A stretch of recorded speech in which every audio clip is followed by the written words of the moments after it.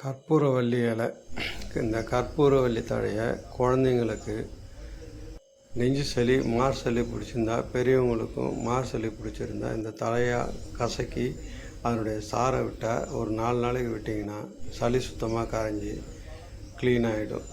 இதோட சுகர் சுத்தமாக கண்ட்ரோல் ஆகும். இது தொடர்ந்து சாப்பிட்டா உங்களுக்கு பிடிச்சிருந்தா லைக் பண்ணுங்கள், ஷேர் பண்ணுங்கள், கமெண்ட் பண்ணுங்கள், மறக்காமல் சப்ஸ்கிரைப் பண்ணுங்கள். தேங்க்யூ.